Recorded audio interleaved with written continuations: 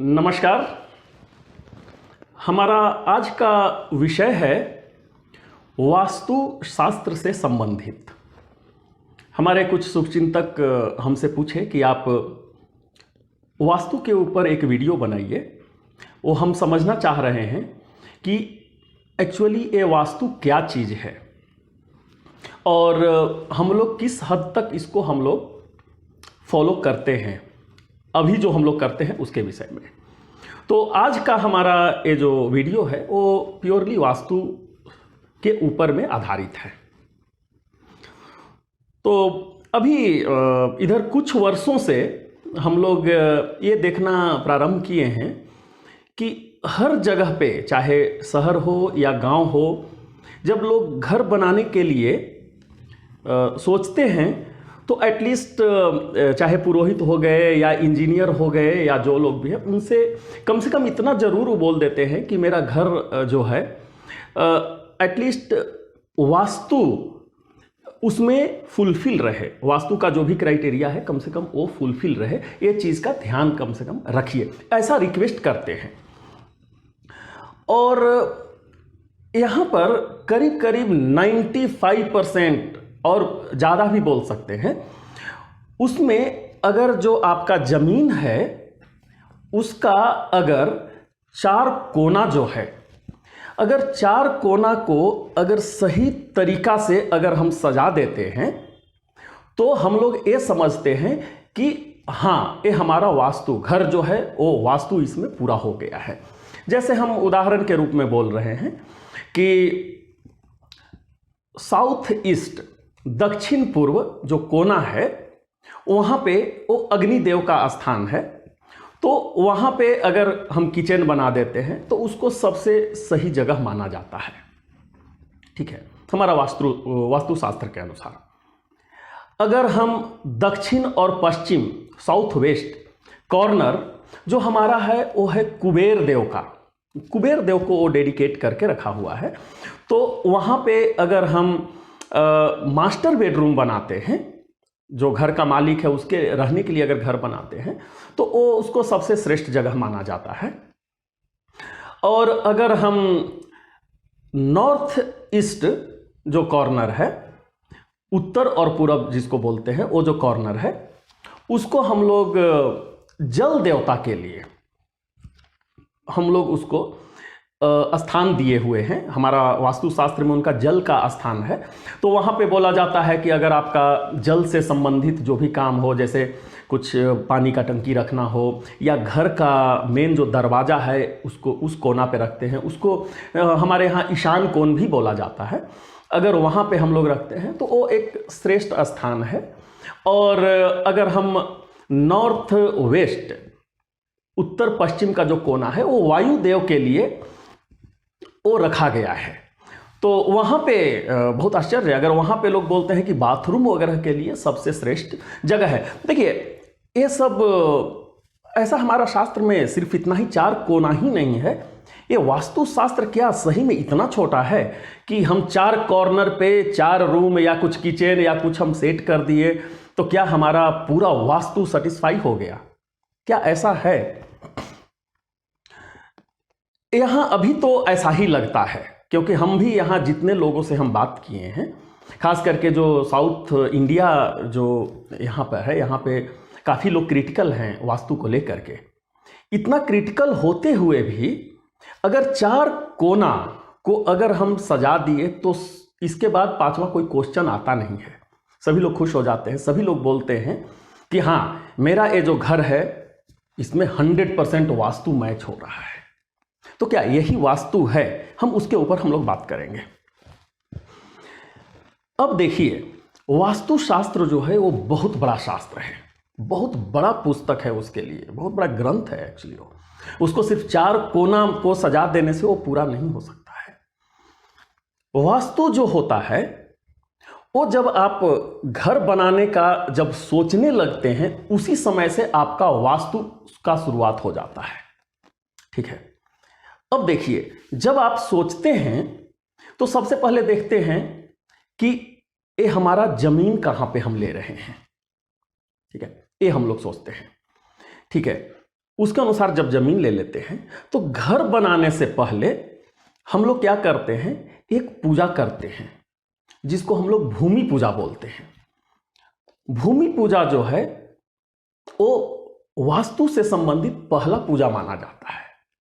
और वो पूजा की आवश्यकता क्यों पड़ती है, ये हमारा थॉट है, हमारा शास्त्र में ऐसा वर्णन है, हमारा थॉट है कि जब हम अपना घर बनाते हैं तो उस समय किसी दूसरे का घर, जैसे वहाँ पे सांप बिच्छू या कीड़े मकोड़े बहुत सारे रह रहे होंगे, उनके घर को हम लोग उजाड़ देते हैं। पहले जब हम अपना घर बनाते हैं तो उनके घर को तोड़ते हैं और उनके स्थान पे हम अपना घर बनाते हैं। और हमारे शास्त्रों में ये वर्णन किया हुआ है कि अगर किसी का आशियाना जहाँ पे कोई रह रहा है उसको कभी भी नष्ट नहीं करना है, चाहे पक्षी का घोंसला ही क्यों न हो, कभी भी उसको नष्ट नहीं करना। ये बहुत बड़ा पाप है इसमें। तो हम लोग जब भूमि पूजा करते हैं उस समय हम लोग विनती करते हैं, जितने भी वहाँ पे जो कीड़े मकोड़े या जो लोग पहले से घर बना करके रह रहे हैं वहाँ पर, उनसे हम लोग विनती करते हैं कि आप हमें भी यहाँ रहने के लिए स्थान दीजिए, थोड़ा सा हमारे लिए जगह दीजिए आप। वो विनती करते हैं जब हम पूजा करते हैं। हाँ, और यहाँ पे दूसरे जनरली लोग गलती क्या कर देते हैं कि कुछ लोग आज ही भूमि पूजा किया और तुरंत काम शुरुआत कर देते। ऐसा नहीं है। भूमि पूजा होने के कम से कम 3 दिन तक आपको वहाँ पे कुछ काम नहीं करना है। हाँ, आप जाइए, अपने जगह पे जाइए, प्रणाम कीजिए, वहाँ पे बैठिए, वहाँ पे कुछ काम नहीं कीजिए, क्योंकि यहाँ हमारा भाव ऐसा है कि हम जिनको हम आग्रह किए थे कि आप मेरे लिए जगह दीजिए, आप अपना दूसरा घर देख लीजिए, उनको हम 3 दिन का कम से कम समय दे रहे हैं कि आप यहाँ से विस्थापित हो जाइए। ठीक है। और 3 दिन के बाद जब हम लोग काम का शुरुआत करते हैं, जब हमारा मकान बन जाता है, मकान बनने के बाद में क्या होता है कि हम लोग गृह प्रवेश करते हैं। ठीक है। वो भी एक बहुत बड़ा रिचुअल्स है। हमारा जो सनातन धर्म है उसमें अगर देखा जाए तो बहुत बड़ा ये रिचुअल्स है जो गृह प्रवेश जो होता है। अब गृह प्रवेश में क्या होता है कि पहले तो हम लोग विनती किए थे, जितने लोग वहाँ से घर छोड़ करके गए थे, पहले तो हम लोग विनती किए थे। अब हम लोग क्या करते हैं कि उन्हीं जीव जंतु को हम लोग धन्यवाद बोलते हैं कि हाँ, आपने हमें यहाँ रहने के लिए घर बनाने का हम अवसर दिया, इसके लिए हम आपके आभारी हैं और आप भी हमारे इस भोज में सम्मिलित होइए। जितने लोग गए होते हैं उनको हम लोग बुलाते हैं और उनको वहाँ पे स्थान देते हैं, क्योंकि हमारा ये फीलिंग है कि ये जगह उनका था, उन्होंने हमारे लिए ये जगह को छोड़ा है। जब घर बन जाता है, जब हम यहाँ रहने लगते हैं, इसके बाद भी हम लोग उनका ध्यान रखते हैं। जितने भी कीड़े मकोड़े ये सब जो लोग थे, देखिए हमारा कितना अच्छा व्यवस्था है हमारा सनातन धर्म में कि बाद में भी घर बन जाने के बाद एक बार उनको खिला दिए तो हम लोग उनको छोड़ नहीं देते हैं। हर एक दिन हम लोग उनको भोजन प्रदान करते हैं। हाँ, ये अलग बात है कि आज के दिन में वो जो ट्रेडिशन जो है धीरे धीरे वो ख़त्म होते जा रहा है, लेकिन अभी भी जब साउथ इंडिया में देखेंगे तो सुबह सुबह जो प्रचलन है रंगोली बनाने का, यही कॉन्सेप्ट है यहाँ पे। रंगोली बनाने का मतलब क्या होता है कि हम आवाहन करते हैं, जितने भी कीड़ा मकोड़ा है उनको भोजन देते हैं। यहाँ भी अभी ये थोड़ा मॉडर्न हो गया है। अभी लोग पाउडर या कुछ पत्थर का चूर्ण या चूना ऐसा यूज करते हैं, कुछ रंग कलर यूज करते हैं रंगोली बनाने के लिए, जो सही नहीं है। हमारे पुराने समय में चाहे तो चावल का आटा या गेहूं का आटा, इसको इस्तेमाल किया जाता था रंगोली बनाने के लिए। कुछ लोग और मतलब जिसके पास जो अनाज है उसके अनुसार पाउडर बना के करते थे। पर्पस यही था कि जो कीड़ा मकोड़ा जो है वो आइए और पहला भोजन आप लोग कीजिए। सुबह सुबह ये किया जाता था। तो देखिए हम लोग का जो वास्तु है यहाँ से शुरुआत होता है। कहाँ से शुरुआत होता है? जब घर बनाने का सोचते हैं तो वहाँ से ही थॉट प्रोसेस शुरुआत हो जाता है और हम लोग इस चीज़ का ध्यान रखते हैं। हाँ, ये अलग बात है कि हाँ कुछ जगह डेडिकेट किया हुआ है कि हाँ ये अग्निदेव का है, ये वायुदेव का है, कुछ जगह है, लेकिन वो सिर्फ जो 4 कॉर्नर है वही सब कुछ, पूरा वास्तु नहीं है। तो अब देखिए यहाँ पे ये हमारा हो गया जो कि जो हमारा शास्त्रों में जिस तरीका का वर्णन है इसके बारे में हम आपको बतलाए। अब अगर ऐसा समझिए कि अगर जो अग्नि का जो स्थान है, अगर हम वहां पे किचन नहीं रखेंगे तो क्या हो जाएगा, क्या कोई प्रॉब्लम हो जाएगा क्या?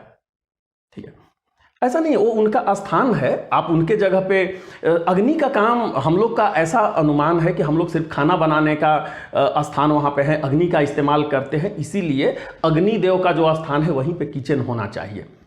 ऐसा कुछ नहीं है। अग्नि का इस्तेमाल हम लोग, अग्निदेव का इस्तेमाल हम लोग हवन के लिए भी करते हैं, पूजा पाठ के लिए हम लोग करते हैं, तो वो जगह पूजा पाठ के लिए भी श्रेष्ठ है।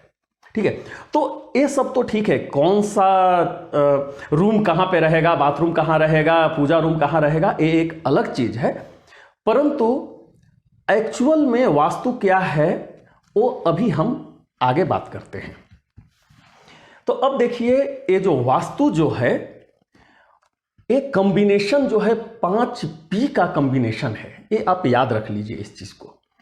और जब हम 5P का बात करते हैं, P मतलब अंग्रेजी वाला P हम बात नहीं कर रहे हैं, हिंदी का प का हम बात कर रहे हैं, प। तो पहला प क्या होता है? वो होता है पवन। पवन मतलब हवा। मतलब जब आप घर बना रहे होते हैं तो आपको ये श्योर करना है कि आपका जो घर है वो कंप्लीटेड, फुल्ली वेंटिलेटेड होना चाहिए। मतलब जो नेचुरल एयर है, ठीक है, वो सर्कुलेट होना चाहिए। ऐसा ना हो कि बार बार आपको फैन के ऊपर डिपेंडेंसी हो रहा है, ऐसा नहीं है। पंखा जो कृत्रिम जो हवा है उसका उपयोग आपको करना पड़ रहा है, ऐसा नहीं है। तो पहला हो गया P, वो हो गया आपका पवन। दूसरा जो P है, प है, वो है आपका प्रकाश। प्रकाश मतलब लाइट। मतलब जब भी आप घर बना रहे हैं, ये मेक श्योर कीजिए कि आपका बड़ा बड़ा मतलब खिड़की हो और नेचुरल लाइट जो है, सनलाइट जो है घर में आए। आपका ट्यूबलाइट्स हो, इसके ऊपर डिपेंडेंसी जितना कम हो सो हो, ठीक है, क्योंकि उससे बहुत सारे जम्स वगैरह का भी मतलब जम्स वगैरह भी मरते हैं, जो हानिकारक जम्स जो है, सूर्य का रोशनी अगर घर में डायरेक्टली अगर आता है तो दूसरा हो गया आपका प्रकाश, ठीक है। तीसरा जो प है, P जो है, वो है आपका पानी। पानी मतलब वाटर, जल जिसको हम लोग बोलते हैं। मतलब आपके घर में जहां भी बना रहे हैं, ये मेक श्योर करना है कि मतलब इसका व्यवस्था बहुत बढ़िया हो, ताकि आप घर को बढ़िया से क्लीन कर सके। या फिर मतलब कुछ गार्डन वगैरह है उसमें पानी वगैरह दे सके। पानी के अभाव में ऐसा ना हो कि आप कुछ हाइजेनिक काम नहीं कर पा रहे हैं वहां पे, ठीक है। तो तीसरा हो गया आपका पानी। चौथा जो P है वो है पखाना। पखाना in the sense drain system, ठीक है, टॉयलेट ड्रेन सिस्टम, ठीक है। अब ड्रेन सिस्टम इतना बढ़िया आपको होना है कि सपोज थोड़ा सा पानी डालने पे पूरा गंदगी जो है सो बाहर घर से निकल जाना है। क्योंकि वो जो आपका ड्रेन सिस्टम अगर सही नहीं है, ऑल द टाइम सपोज कीजिए कि आपके घर में पानी का जमाकड़ा रह रहा है, वहाँ पे जमाव हो रहा है, तो बहुत ज़्यादा बीमारी का बुलावा करेगा वो, वहाँ पर बहुत सारे कीड़े मकोड़े होंगे। तो ये जो ड्रेन सिस्टम है वो जो बहुत बढ़िया होना चाहिए आपके घर में। तो ये है आपका चौथा P हो गया पखाना। पांचवा जो P है जो बहुत ही महत्वपूर्ण है, वो है आपका पड़ोसी, नेबर आपका है। अब सपोज कीजिए कि आप करोड़ों रुपीस का घर बना दिए और एक स्लम एरिया में जाकर के बना दिए, तो वो क्या करेगा, ठीक है, वहाँ पे आपका घर देखने में बहुत सुंदर लगेगा, आप ये गर्व फील कर सकते हैं कि इस एरिया का सबसे ब्यूटीफुल मेरा घर है, सबसे सुंदर मेरा घर है। लेकिन वो क्या है कि आपका अगला जनरेशन को ही खराब कर देगा वो, क्योंकि आपके बच्चे जो हैं उस माहौल में जाएंगे, वहाँ खेलेंगे कूदेंगे और वही सीखेंगे जो बाहर में देख रहे हैं वो, ठीक है। घर में नहीं भी उनको अगर आप बाहर में भेजें तो खिड़की वगैरह से तो देखेंगे ही कि सामने में क्या हो रहा है। तो आपका जो पड़ोस का जो चयन है वो बहुत ही इंपॉर्टेंट फैक्टर प्ले करता है आपको ये वास्तुशास्त्र में, ठीक है। तो ये हो गया आपको 5P जो हम बात किए। और ये जो पांचों P है उसको एक छठा P जो है, प जो है, वो सबको कंट्रोल करता है, ठीक है। और वो जो 6th P है वो है आपकी पत्नी, आपकी वाइफ। क्योंकि अगर आपकी वाइफ सही अगर मिल गई, अगर वो समझने वाली मिल गई, घर को चलाने वाली सही तरीके से मिल गई, या फिर आप ऐसे बोलिए कि अगर आप अपने पत्नी को खुश करने में कामयाब हो गए, ठीक है, तो ये पांचों पी अगर मैच नहीं भी कर रहा है और अगर आपकी पत्नी खुश हैं तो आपका घर बहुत बढ़िया से चलेगा। लेकिन अगर इसका उल्टा हुआ, अगर पूरा का पूरा 100% वास्तु भी अगर आप सेट किए हुए हैं और पत्नी अगर खुश नहीं है, घर की लक्ष्मी अगर खुश नहीं है, तो एक भी वास्तु काम नहीं करेगा। ठीक है, तो एक्चुअल में ये है वास्तु। ठीक है, जिसको हम एक बहुत ही बेसिक भाषा में, वेरी बेसिक लैंग्वेज में हम यहाँ पे एक्सप्लेन करने का हम कोशिश किए यहाँ पे। तो आप जब भी घर बना रहे हो ये ध्यान रखिए। ठीक है, सबका स्थान है, आप पूजा रूम कहाँ डाल रहे हैं, बाथरूम कहाँ डाल रहे हैं, बेडरूम, वो चलता है, वो सब ठीक है, वो आप कीजिए अपना, हर जगह पे आपको मिल भी जाएगा। चारों कॉर्नर के बारे में हम पहले भी आपको बतला दिए हैं कि कहाँ पे क्या क्या चीज़ होना चाहिए। लेकिन उसके अलावा जो 5 जो पी प्लस छठा पी जो हम बात किए अभी, कॉम्बिनेशन ऑफ पीस, इसका ध्यान रखना बहुत ज़रूरी है। तो हम उम्मीद करते हैं कि ये वास्तु संबंधित जो कुछ अगर क्वेरी होगा आपको समाधान मिला होगा। अगर इसके बावजूद भी अगर कुछ क्वेरी है तो हम चाहेंगे कि आप मेरे यूट्यूब का जो कमेंट्स है, कमेंट सेक्शन में आप लिखिए, हम उसका आपके प्रश्नों का उत्तर देने का कोशिश करेंगे और बहुत जल्द ही हम दूसरे वीडियो के साथ आपके पास आएंगे। तब तक के लिए हम आपसे विदा लेते हैं। बहुत बहुत धन्यवाद। नमस्कार।